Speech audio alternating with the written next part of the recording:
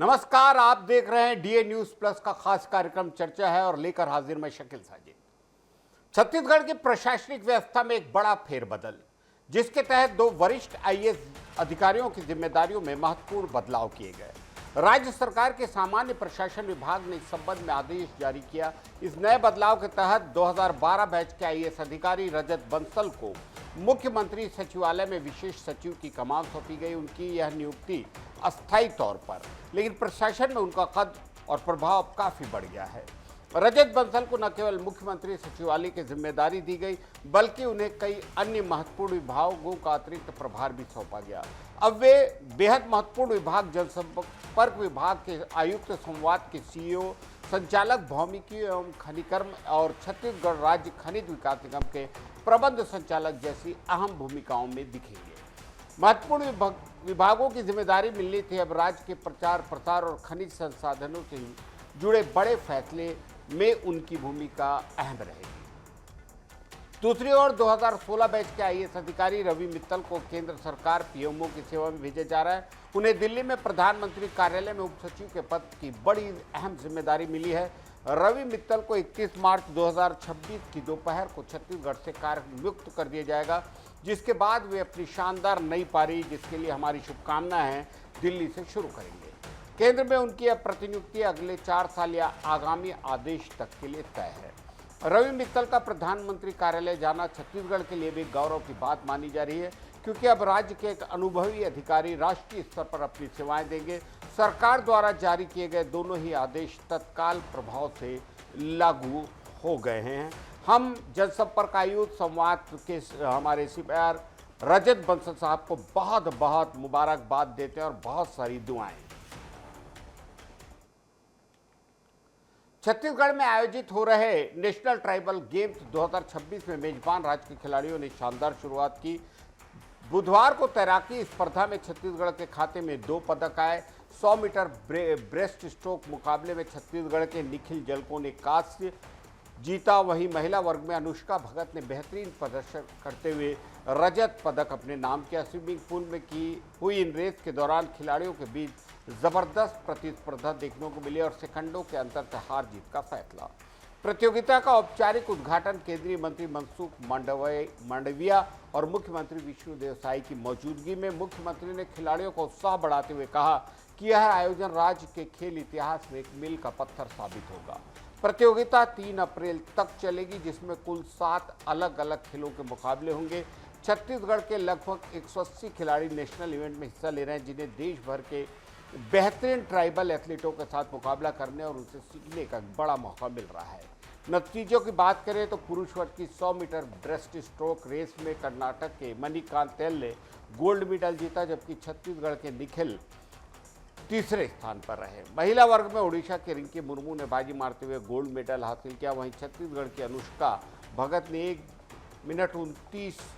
1 घंटा 29 minute 10 second 1.2910 minute के साथ दूसरे स्थान पर है। इस आयोजन के लिए राज्य के अलग अलग शहरों को चुना गया है, जिसमें कुश्ती और मलखम्ब के मुकाबले अंबिकापुर, एथलेटिक्स की स्पर्धाएं जगदलपुर में आयोजित होंगी। मनसुख मांडविया ने इस मौके पर कहा कि प्रधानमंत्री नरेंद्र मोदी के विकसित भारत के सपने में खेल और खिलाड़ी अहम हैं। आदिवासी क्षेत्रों में छिपी हुई प्रतिभाओं को पहचान कर उन्हें सही ट्रेनिंग देना सरकार की प्राथमिकता है। इस खेल महोत्सव का मैस्कॉट शुभंकर मोरवीर है, जिसे पहले ही लॉन्च कर चुके हैं। छत्तीसगढ़ के लिए फख्र की बात है, यहाँ पहली बार इतने बड़े स्तर पर जनजातीय खेलों का आयोजन हो रहा है, जिससे स्थानीय युवाओं को प्रेरणा और दिशा मिलेगी। केंद्र सरकार ने पेट्रोल और डीजल की बढ़ती कीमतों से परेशान जनता को बड़ी राहत देते हुए बड़ा फैसला लिया। सरकार ने डीजल पर लगने वाली एक्साइज ड्यूटी को पूरी तरह से खत्म कर दिया, जिसका मतलब है अब डीजल सस्ता हो जाएगा। इसके साथ ही पेट्रोल की कीमतों में भी कटौती की गई है। पेट्रोल पर चलने वाले एक्साइज ड्यूटी में 10 रुपये की कमी की गई है, जिससे अब यह घटकर मात्र 3 रुपये प्रति लीटर रह गई है। इस बड़े फैसले का छत्तीसगढ़ के मुख्यमंत्री विष्णुदेव साय ने भी जोरदार स्वागत किया है और आम जनता के लिए बड़ी जीत बताई है।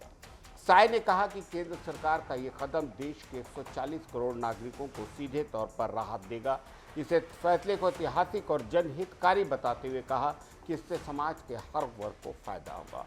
मुख्यमंत्री साय का मानना है कि चाहे वह मध्यम वर्गीय परिवार हो, कड़े मेहनत करने वाला मजदूर या फिर देश का अन्नदाता किसान, इस फैसले से सबकी जेब पर पड़ने वाला बोझ कम होगा। ईंधन के दाम कम होने से न केवल लोगों का निजी खर्च घटेगा, बल्कि खेती किसानी की लागत कम होगी और ज़रूरी सामानों की ढलाई सस्ती होने से महंगाई पर लगाम लगाएगी। इस संवेदनशील पहल के लिए छत्तीसगढ़ पूरी जनता की तरफ से मुख्यमंत्री ने प्रधानमंत्री नरेंद्र मोदी का दिल से आभार माना है। आज जब पूरी दुनिया आर्थिक चुनौती और संकट के दौर से गुजर रही है, ऐसे में अपनी जनता पर अतिरिक्त आर्थिक बोझ न पड़ने देना केंद्र सरकार की संवेदनशीलता को दर्शाता है। उन्होंने आगे कहा कि इस तरह के बड़े फैसलों से आम लोगों के जीवन स्तर में सुधार आता है और देश की अर्थव्यवस्था को भी गति मिलता है।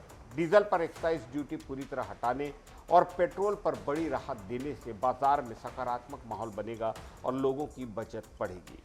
मुख्यमंत्री ने भरोसा जताया कि प्रधानमंत्री मोदी के ऐसे साहसिक निर्णयों से देश की जनता का सरकार पर विश्वास और मजबूत हुआ है।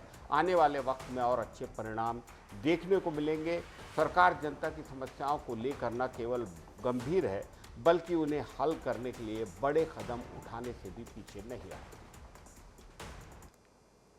नेपाल की राजनीति में एक नया इतिहास रचते हुए ज़ेनजिए के बालेंद्र शाह, जिन्हें लोग प्यार से बालिन कहते हैं, देश के सबसे नौजवान प्रधानमंत्री बन गए हैं।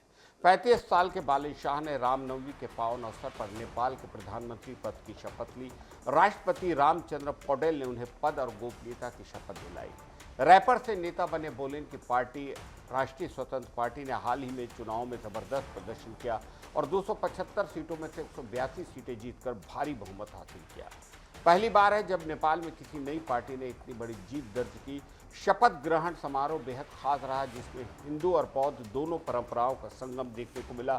समारोह के दौरान बालेन शाह अपनी पारंपरिक नेपाली टोपी और सिग्नेचर सनग्लासेस में नजर आए।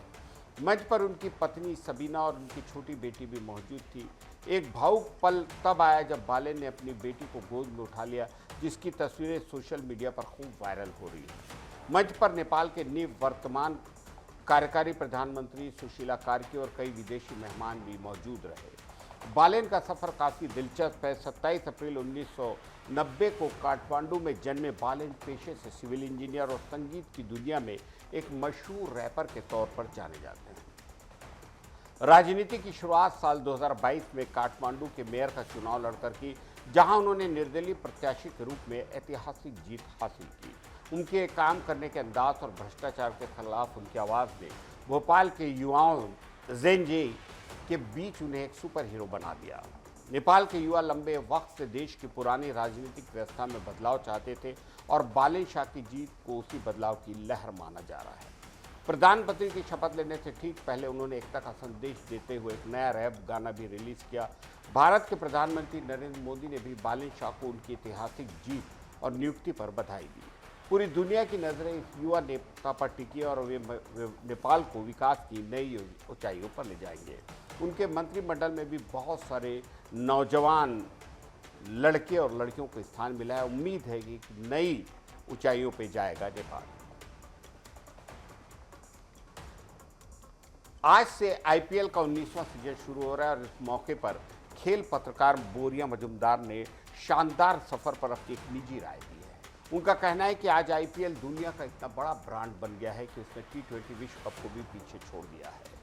हमारे विशेषज्ञ याद दिलाते हैं कि जब 2009-8 में पहली बार खिलाड़ियों की नीलामी की बात हुई थी, तब देश में काफ़ी विरोध हुआ था, नैतिकता की बात हुई थी। नेता से लेकर कई बड़े लोगों ने इसे खेल की मर्यादा के खिलाफ बताया और संसद तक में हंगामा करने की बात कही गई।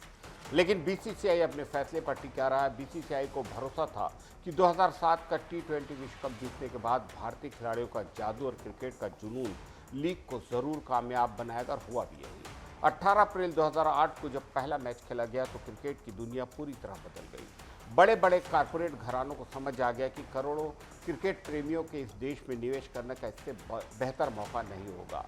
शाहरुख खान जैसे बड़े सितारों के जुड़ने से ये सिर्फ खेल नहीं रहा, बल्कि मनोरंजन का एक ऐसा जरिया बन गया जहां लोग कुछ 100 रुपये में अपनी पूरी शाम शानदार बना सकते हैं। शाहरुख खान, प्रीति जिंटा, जूही चावला, आर्यमन बिड़ला, आपकी काव्या मारन, बहुत सारी ऐसी चीज़ें हैं जिन्होंने पिछले 18 सालों में आईपीएल का जुनून इस कदर बढ़ा है कि बड़ी बड़ी कंपनियों के मालिक जो करोड़ों का बिजनेस संभालते हैं वे भी आईपीएल मैचों के दौरान भारी तनाव में दिखते हैं और इससे जुड़ गए हैं। आईपीएल के कई मुकाबले भारत पाकिस्तान के मैचों जितने रोमांचक और बड़े माने जाते हैं उससे थोड़ा कम माने जाते हैं। यही वजह है कि विज्ञापन देने वाली कंपनियां विश्व कप के बजाय आईपीएल को ज़्यादा अहमियत देती। उन्हें लगता है कि विश्व कप में तो भारत के प्रदर्शन पे पूरा टूर्नामेंट टिका होता है, लेकिन आईपीएल में तो भारत हर रात खेलता है और हर रात जीतता है अलग अलग इलाके से। आज आईपीएल की लगभग सभी टीमें अरबों की वैल्यू वाली यूनिकॉर्न बन चुकी हैं। लीग ने बीसीसीआई को इतना अमीर और ताकतवर बना दिया है कि अब उसे किसी और के भरोसे रहने की जरूरत नहीं। भारत अब विश्व क्रिकेट का असली आर्थिक केंद्र, ग्रेविटी सेंटर बन चुका है। लेखक मजुमदार का मानना है कि जिस तरह से लोगों में क्रिकेट को लेकर दीवानगी ज़बरदस्त बढ़ गई है, अगले 10 सालों तक भी आईपीएल की चमक फीकी नहीं पड़ेगी। ऐसा निवेश बन गया है जिसमें घाटे का कोई डर नहीं और मुनाफा मिलना बिल्कुल तय है। तो आज से फिर शुरू हो रहा है आईपीएल और बहुत ज़बरदस्त तरीके से न सिर्फ मीडिया बल्कि फैंस और पूरे का पूरा हिंदुस्तान इसका इंतज़ार कर रहा है। हमारी बहुत सारी शुभकामनाएं। चाय और काफ़ी की दीवानगी के बीच रश्मि बंसल ने अपने कॉलम में एक बहुत ही मज़ेदार और घरेलू बात छेड़ी है। उन्होंने बताया कि कैसे उनकी अपनी बेटी को चाय बिल्कुल पसंद नहीं है और वो सिर्फ काफ़ी पीती है। मजाकिया अंदाज में कहती है कि उन्हें उम्मीद थी कि बेटी बड़ी होकर पूछेगी कि मम्मी एक कप चाय बना दूंगी, लेकिन ऐसा कभी नहीं हुआ। उनके घर में भी अब एक बहस छिड़ गई कि चाय बेहतर है या कॉफ़ी। रश्मि कहती है कि उन्होंने खुद भी हॉस्टल जाकर चाय पीना सीखा था, जहाँ ऑफिस की थकान और बात की चिक के बीच कटिंग चाय ही हर शख्स का सहारा बनती है। आजकल की नई पीढ़ी यानी जेन जी को लेकर उन्होंने चाय की टपरी के टूटे स्टील के बजाय स्टारबक्स जैसी ठंडे और कूल जगहों को काफ़ी पसंद आती है। कॉफ़ी बनाने का तरीका भी इतना लंबा कि कॉफ़ी बीन्स को पीसने से लेकर उसे छानने तक में आधा दिन निकल जाता है।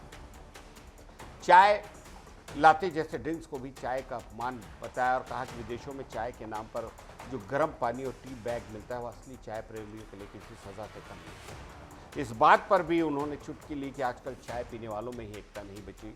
कोई बिना शक्कर की चाय मांगता है तो कोई कम दूध वाली, किसी को अदरक चाहिए तो किसी को इलायची। ऐसे में एक ही घर में चार तरह की चाय बनाना सरदर्द से कम नहीं। ऊपर से हर्बल टी और ग्रीन टी ने तो चाय का नाम ही खराब कर दिया और सब लोग इससे महसूस कर रहे हैं।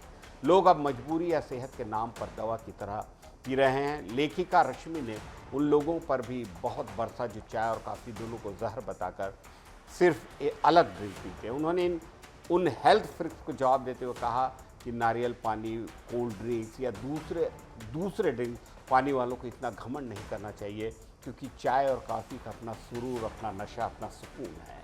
बड़ी खूबसूरती से उन्होंने चाय का फेवर करते हुए कहा कि चाहे ज़िंदगी थोड़ी छोटी हो जाए या कमर थोड़ी मोटी, लेकिन चाय की टपरी पर होने वाली, जी हाँ, चाय पर चर्चा और कॉफ़ी हाउस की वो शामें दूसरी किसी ड्रिंक्स में कहाँ।